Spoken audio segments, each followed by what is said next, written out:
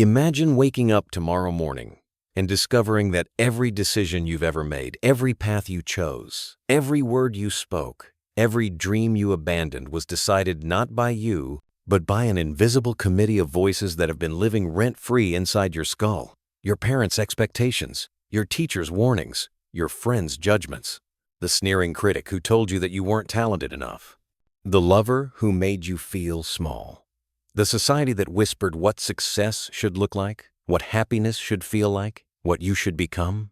Now imagine something even more unsettling. What if I told you that the one voice you've been ignoring, the one whisper you've been drowning out with endless noise and distraction, is the only voice that has ever truly belonged to you? And what if this is where it gets disturbing? You've spent your entire life running from it, not because it was wrong, but because trusting it felt like standing naked on the edge of a cliff with no guarantee of what lies below. This is not a comfortable realization. It's the kind of truth that, once seen, cannot be unseen. Because here's the paradox that haunts every human being who has ever lived. We are told from birth to trust ourselves, to believe in ourselves, to follow our hearts, and yet, simultaneously, we are punished every single time we dare to do so. We are rewarded for conformity and called arrogant for conviction. We are praised for fitting in and labeled dangerous for standing out. We learn very quickly that the safest path is to outsource our inner authority to anyone willing to claim it: bosses, gurus, algorithms, the collective voice of the crowd.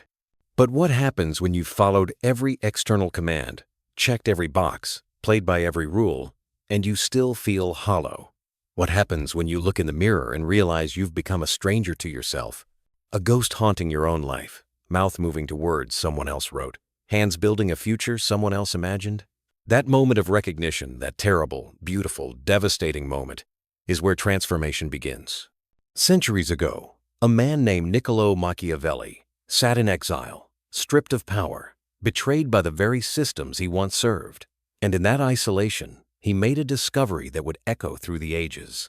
He realized that the most dangerous thing a person could do was not to trust themselves. Not arrogance, not recklessness, but the quiet, bone-deep knowing that even if the world turns against you, even if fortune spits in your face, even if every plan crumbles to ash, you will not abandon yourself. Today, we will explore a truth that few dare to face. A truth that separates the uncertain from the unshakable, the most powerful trait of those who truly trust themselves. It's a trait that goes beyond confidence, beyond self-esteem, and even beyond courage. It's something Machiavelli understood centuries ago when he wrote about the balance between power and virtue, strategy and self-mastery. And by the end of this journey, you will understand not only what this trait is, but how to awaken it within yourself. Because the last revelation, the most powerful one, can completely change how you see your own life. Before we begin, if you find depth, clarity, and transformation in reflections like this, I invite you to subscribe to the channel, leave a like, and share this video with someone who's searching for strength within themselves. Because what we'll uncover here can change the way you perceive confidence, purpose, and destiny itself. This is not the self-trust we talk about in motivational speeches. This is not positive thinking or affirmations whispered into bathroom mirrors. This is something far more primal, far more powerful, and infinitely more rare. It is the trait that separates those who are tossed by every wave of circumstance from those who somehow, impossibly, remain anchored to something unshakable within themselves. Think about the last time you felt absolutely certain about something, a gut instinct, a creative vision, a truth that resonated so deeply you could feel it in your bones. And then think about what you did with that certainty. Did you act on it?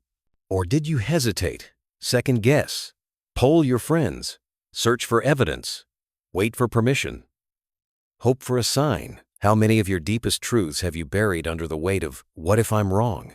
How many times have you silenced the clearest voice you've ever heard, simply because it was your own? Here's what Machiavelli understood that most people never will. The reason you don't trust yourself has nothing to do with your capabilities, your intelligence, or your worth. It has everything to do with the fact that trusting yourself means accepting a terrifying responsibility that you, and you alone, are the author of your life, not fate. Not God, not circumstance. You. And that means every failure, every misstep, every moment of doubt cannot be blamed on anyone else. It means you must stand in the full weight of your own agency, with no safety net, no excuses, no one to hide behind. So let me ask you this, and I want you to sit with the discomfort of this question. What would your life look like if you stopped asking for permission? What would you create? Who would you become? What truth would you finally speak if you trusted yourself the way you trust gravity? Not because it feels good, but because it simply is. The answer to that question holds the key to a kind of power that cannot be bought, stolen, or granted by any external force. And in the sections that follow, we're going to uncover exactly what that power is, why it's so rare, and how you can awaken it within yourself, even if right now, the very idea of trusting yourself feels like stepping off a cliff into absolute darkness. The reason you don't trust yourself is not an accident. It's not a personality flaw. It's not because you lack confidence or because you failed too many times. The reason runs far deeper, into the very architecture of how you were taught to exist in this world. From the moment you took your first breath, you were initiated into a silent conspiracy, one so pervasive, so thoroughly normalized, that most people live and die without ever realizing they've been its victim. Carl Jung called it the shadow, the parts of yourself you were taught to reject, suppress, and exile into the darkness of your unconscious. But the shadow is not just your demons and desires. It includes your power, your authenticity, your raw, unfiltered truth. Every time a parent told you to be realistic, every time a teacher punished your creativity for not following instructions, every time society rewarded you for obedience and punished you for originality, you learned a devastating lesson. Your inner voice is dangerous. And so you buried it. Not consciously, not deliberately, but slowly, gradually, like sediment settling at the bottom of a river. You covered your true self with layers of acceptable personas, safe opinions, borrowed dreams. You became what Sartre called bad faith, a human being who pretends they have no choice, who acts as if their life is determined by forces beyond their control, all to escape the terrifying freedom of actually choosing who they are. This is the hidden wound that bleeds invisibly through your entire existence. You don't trust yourself because you were never given permission to. You were trained, from childhood, to distrust the very instrument that could guide you toward authentic living, your own inner knowing. And the most insidious part, this training didn't come from malice. It came from fear. Your parents feared you would get hurt, so they taught you to be cautious. Your teachers feared chaos, so they taught you to conform. Society feared change, so it taught you to preserve the status quo. Nietzsche saw this clearly when he wrote about the herd morality, the way human beings surrender their individual will to the collective, trading freedom for safety, authenticity for acceptance. He watched as people neutered their own power, castrated their own instincts, all to fit into a system that promised security but delivered only spiritual death. The individual has always had to struggle to keep from being overwhelmed by the tribe, he wrote. And most people lose that struggle without ever realizing they were fighting. But here's where it gets even darker. This external conditioning eventually becomes internal. You don't need parents or teachers or society to silence your inner voice anymore. You've learned to do it yourself. You've internalized the jailer. The critic that tells you you're not good enough, that's your own voice now, weaponized against yourself.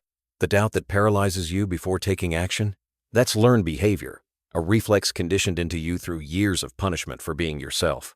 Schopenhauer understood this when he spoke of the will, that blind, unconscious force that drives all life. Most people, he argued, are puppets of this will, bouncing between desire and suffering, never realizing they have the capacity to step back and observe the game. They are so identified with their conditioning, so fused with their learned responses, that they cannot see where society ends and they begin. Viktor Frankl, who survived the Nazi death camps, discovered something profound in the midst of unimaginable horror. The last of human freedoms is the ability to choose one's attitude in any given set of circumstances.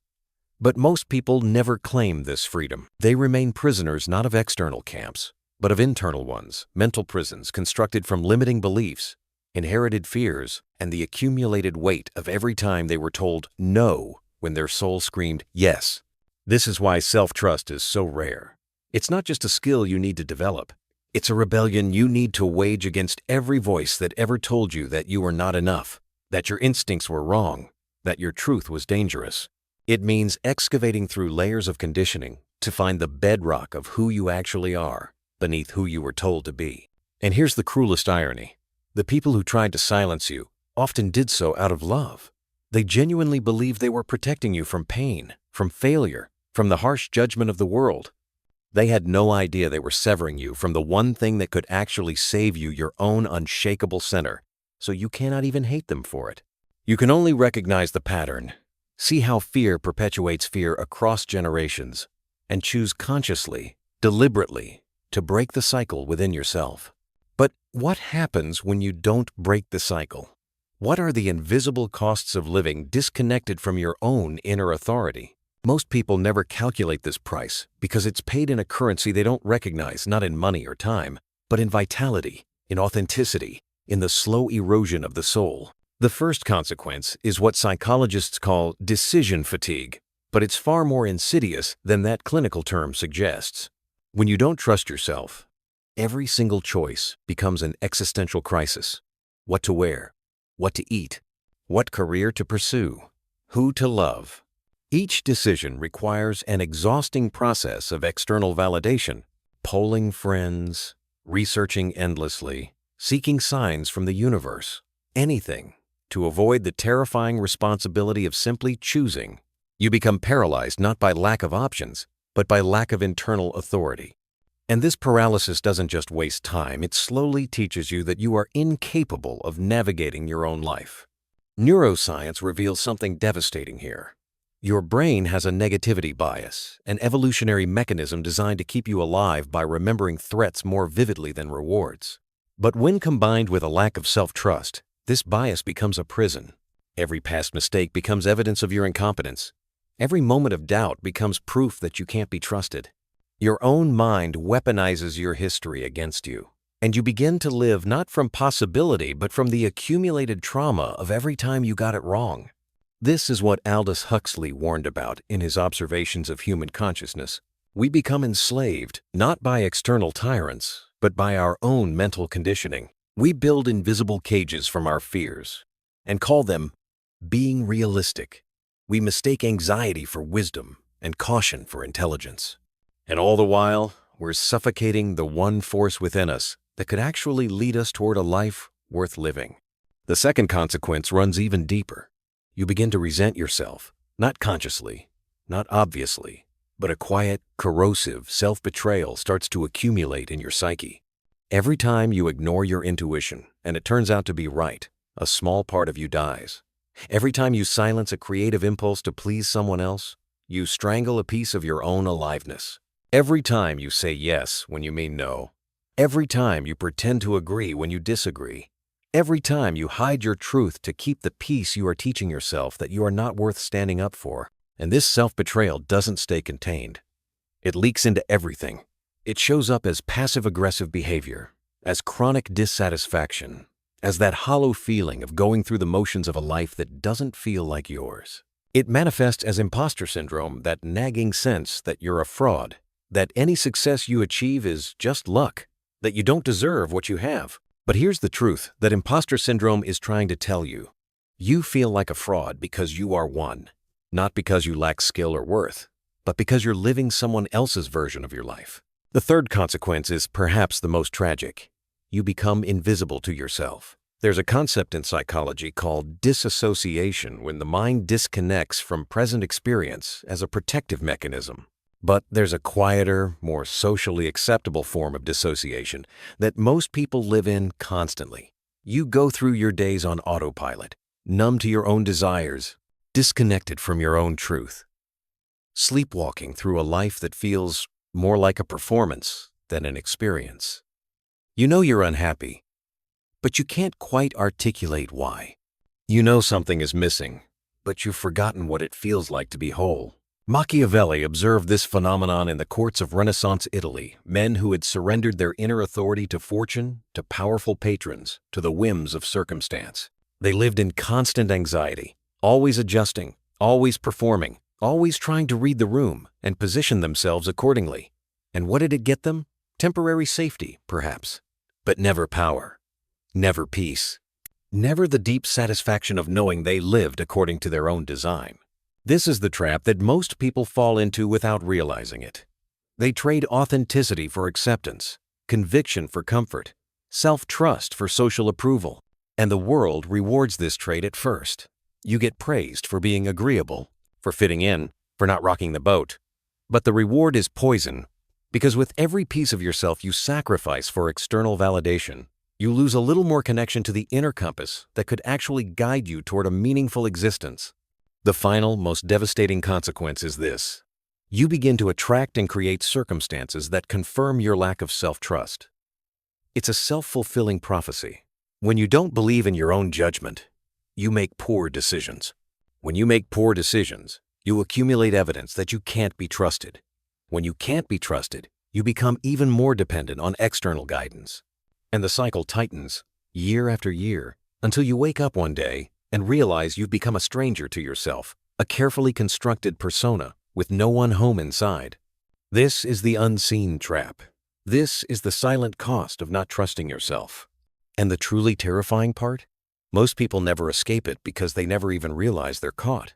But here's where everything shifts. Here's where the prison door locked from the inside all along finally swings open.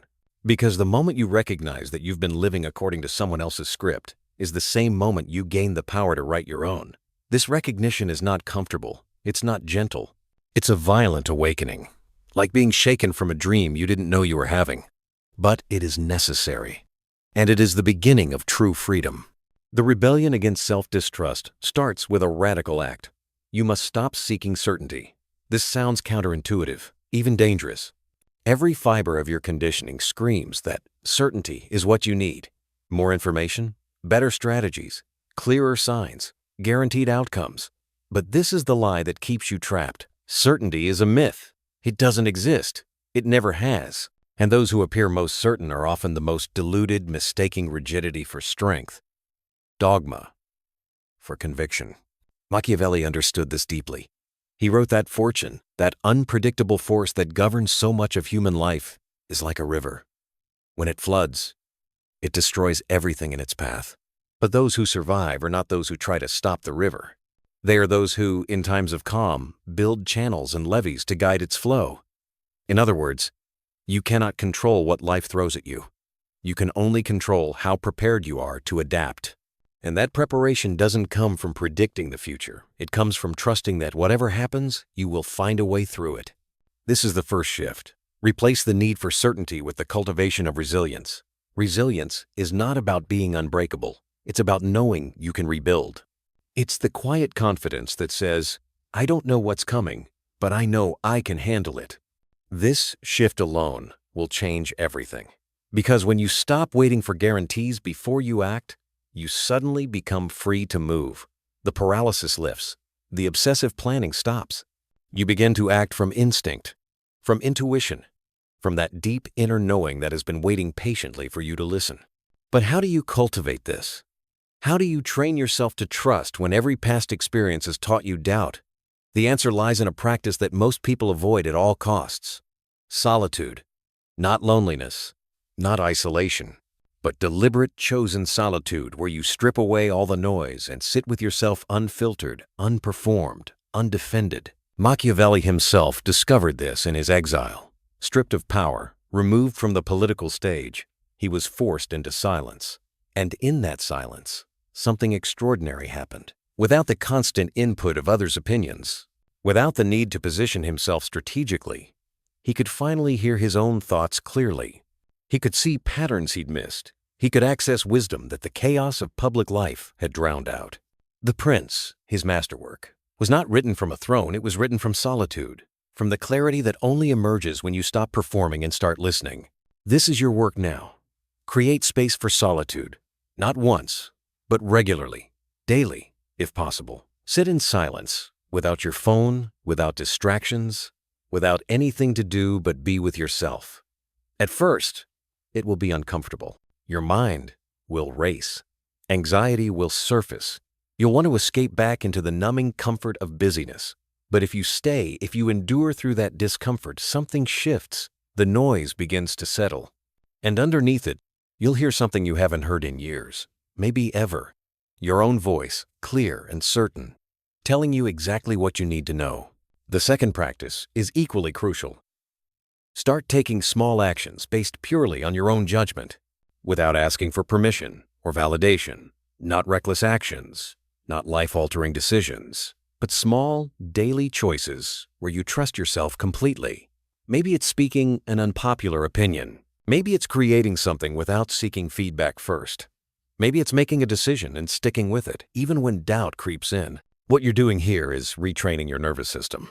You're teaching your brain that trusting yourself doesn't lead to catastrophe. You're building evidence, real, lived evidence, that your judgment is sound, that your instincts can be relied upon, that you are capable of navigating your own life. Each small act of self-trust becomes a brick in the foundation of unshakable inner authority. History is filled with examples of those who broke free from the prison of external validation. Galileo faced the Inquisition rather than deny what his eyes showed him through the telescope. Leonardo da Vinci filled notebooks with ideas centuries ahead of his time, unbothered by those who called him mad. Socrates drank hemlock rather than betray his philosophical convictions. These were not people blessed with supernatural confidence. They were people who, at some point, decided that their relationship with truth, with their own inner knowing, mattered more than acceptance, more than safety, more than life itself. You don't need to face the Inquisition. You just need to face yourself. You need to stop betraying your own knowing for the comfort of fitting in. You need to start speaking your truth, even when your voice shakes. You need to begin building your life according to your own design, brick by brick, choice by choice, until one day you look around and realize, this is mine. This life, these choices, this path, it's all mine. And that realization is freedom. There comes a moment it cannot be rushed, cannot be forced, but it will come when everything you thought you knew about power, about strength, about what it means to be unshakable, suddenly crystallizes into a single, blinding realization. And that realization is this: the most powerful trait of those who truly trust themselves is not confidence, it's not fearlessness, it's not even certainty. It is self-governance. The ability to remain sovereign over your own mind, regardless of what happens in the external world.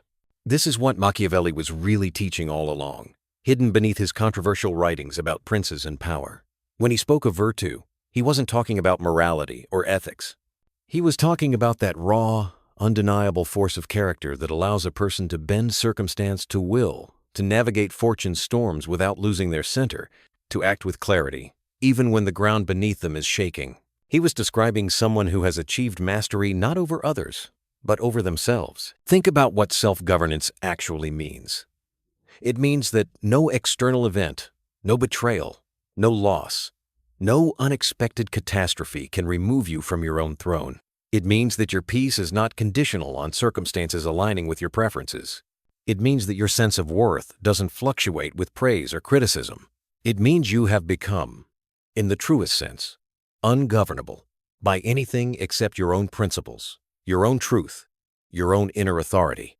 This is the state that every spiritual tradition has pointed toward, though they used different language. The Stoics called it apatheia, not apathy, but freedom from destructive passion, the ability to remain tranquil regardless of external turbulence.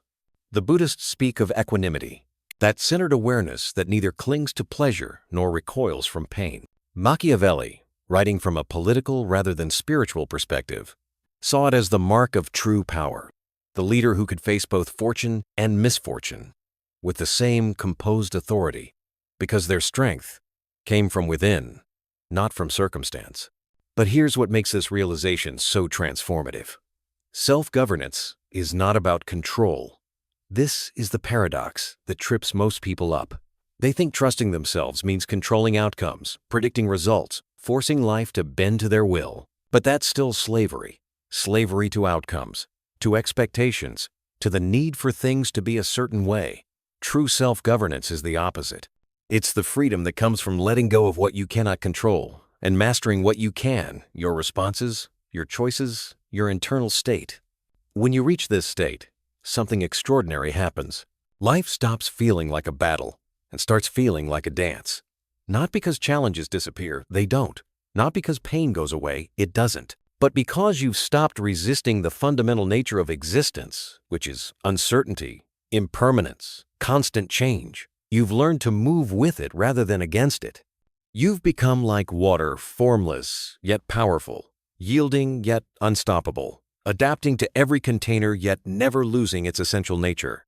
This is why Machiavelli wrote that fortune is like a woman who must be handled boldly. He wasn't being sexist. He was using the language of his time to express something deeper, that life rewards those who engage with it actively, courageously, without the paralysis of overthinking or the cowardice of playing it safe. Fortune, uncertainty, the unknowable future, these are not enemies to be feared. They are the very arena in which you prove to yourself that you are capable, that you are resilient, that you can be trusted to navigate whatever comes.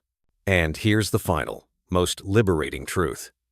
Once you achieve self-governance, once you truly trust yourself at this deep level, you stop needing anything from the external world to feel complete. Not validation, not approval, not even success in the conventional sense. Because you've discovered that the thing you were seeking outside yourself, that sense of being enough, of being worthy, of being powerful, was inside you all along, waiting patiently for you to stop looking elsewhere and turn inward. This doesn't mean you become passive or detached from life. Quite the opposite. It means you engage more fully, more authentically, more powerfully, because you're no longer acting from need or fear. You're acting from overflow. You're not seeking to fill a void, you're expressing a fullness. You're not trying to prove yourself, you're simply being yourself. And that authenticity, that groundedness, that unshakable self-possession becomes magnetic in a way that desperation and neediness never could be. People sense it. They can't always name it, but they feel it. There's something about a person who has achieved self-governance that commands respect without demanding it, that inspires trust without seeking it, that influences without manipulating. It's the quiet authority of someone who has stopped negotiating with their own worth, stopped justifying their existence, stopped apologizing for taking up space in the world. Machiavelli observed this in the leaders who endured. They weren't always the most charismatic or the most loved, but they had something the crowd pleasers lacked, an internal stability that couldn't be bought, stolen, or destroyed by external forces. When everyone else was panicking, they remained calm. When fortune turned against them, they adapted without breaking. When they fell, they rebuilt, because their foundation was not in what they had, but in who they were. So ask yourself now, with full honesty, what would your life look like if your foundation was unshakable? If your worth was not negotiable? If your peace was not dependent on circumstances? What would you do differently? How would you speak? What risks would you take? What truths would you finally express? The answer to these questions is not somewhere in the future, waiting for you to become worthy enough to claim it. It's here, now, in this moment. Because self-governance, true self-trust, is not a destination you reach after years of self-improvement. It's a choice you make right now to stop abandoning yourself, to stop seeking permission, to stop waiting for the perfect moment to start living according to your own design. Machiavelli wrote The Prince as a guide for rulers, but its deepest wisdom applies to the kingdom that matters most, the one within you. You are the sovereign of your own consciousness. You are the architect of your own experience. You are the one who decides whether to live as a puppet of circumstance or as the master of your own fate. And that choice, that fundamental choice between self-betrayal and self-governance, is made not once but every single day, in every small decision, in every moment when you choose to honor your truth or silence it. The most powerful trait of those who truly trust themselves is this: they have stopped asking for permission to exist as they are. They have stopped waiting for external validation to feel worthy. They have stopped betraying their own knowing to fit in. They have claimed their sovereignty, not through arrogance or domination, but through the quiet, revolutionary act of self-governance. And in doing so, they have discovered the only freedom that truly matters, freedom from the tyranny of their own doubt, their own fear, their own endless negotiation with existence. This is the ultimate truth. This is the final realization. You don't need to become someone else to trust yourself. You need to stop pretending to be someone you're not. You don't need more confidence. You need to stop betraying your convictions. You don't need the world to change. You need to govern yourself so completely that the world's chaos can no longer shake your center. And when you reach that state, when self-governance becomes your natural way of being, you will understand what Machiavelli truly meant when he wrote that fortune controls half our lives, but we control the other half. Because the half you control, the internal kingdom of your choices, your responses, your unshakable self-command, that is where all true power resides. That is where freedom lives. That is where you finally, completely, become who you were always meant to be.